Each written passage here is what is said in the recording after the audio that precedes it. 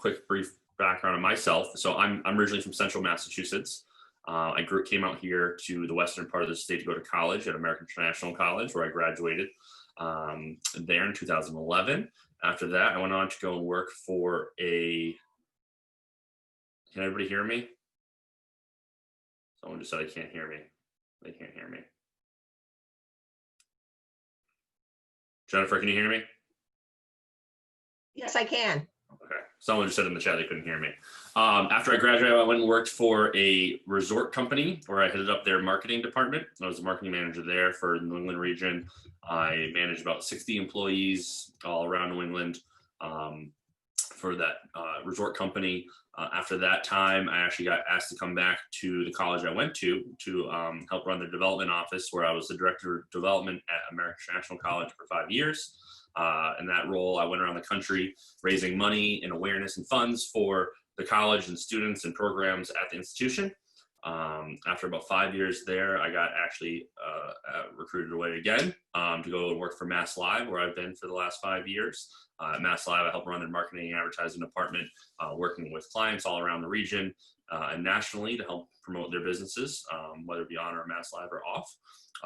Since a couple months ago, I actually stepped away from MassLive to start my own business as well. I now have a business development community relations firm that I'm helping to run businesses and work with businesses to help run their business development programs, sales programs, or any community relation efforts they're kind of heading into as well too. So that's what I'm doing currently. I'm also very, very involved. A lot of the speakers today talked about networking and community engagement. I also have a nonprofit I started, as Jennifer mentioned at the beginning, called Suit Up Springfield. There was an organization called Dress for Success. That was an international organization providing female professional attire, but there was never a male component. So about 6 years at this point now ago, I started Suit Up Springfield. So we take in male professional attire and give it to high school and college age young men, as well as some of the young men coming out of incarceration to help them start their professional careers. We have a storefront down Worthington Street in Springfield.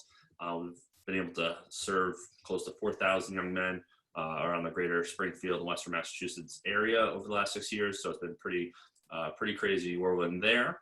I'm also on the board of Greater Springfield Habitat for Humanity, currently the vice president of the board over there.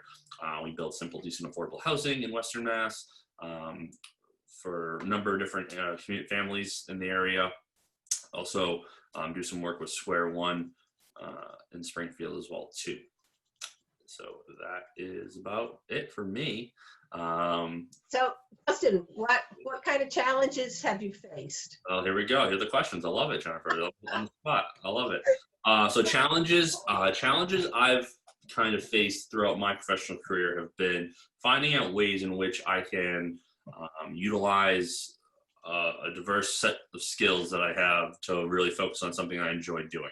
At the end of the day, a lot of the speakers talk about making sure you're enjoying what you're doing on every day basis. I think it's extraordinarily important to enjoy what you do on a daily basis. So that's really been able to help me to focus on what I want to continue to do in helping businesses right now with either their marketing or the community relations or business development or sales programs to help them grow and help the community as a whole grow as well. And how about being a good leader? I mean, you've been a leader in teams, you're now a leader in your own business. So, are there carryovers from each? Yeah. So successful? Absolutely. So from a very young age, as I'm sure many of you in the classes can relate to, I was an athlete my entire life, playing a number of different sports, whether it be soccer, baseball. I actually ended up going on to run track in college. I competed in the decathlon, which is actually 10 different separate events over a 2-day time frame. So I had a leadership role in my college track team. I was the captain there for 3 years. And so utilizing the leadership role and I had in college, whether it be on the track team or my senior year, where I was actually also the student body president of AIC, utilizing both those roles to be able to then utilize those leadership skills that I gained from those roles to kind of go on to my next step in my professional career, taking bits and pieces that I learned, both the good and the bad mistakes I made, which we talked about today already a couple of times, because I'm a big proponent of you learn more from your losses than you do from your wins. If you're an undefeated sports team and you just keep winning, you think you're on top of the world and you can't really do no wrong, then you find that one loss, you sometimes have that you shouldn't have lost to a team, and you're like, what happened? It's because you're not necessarily on your A game, and you're thinking that you're, just assuming you're going to win. So getting checked every once in a while, and realizing that everything's just not always going to come easy, and learning from the losses that you do get, and not just taking the loss, but taking and learning from the loss, I think is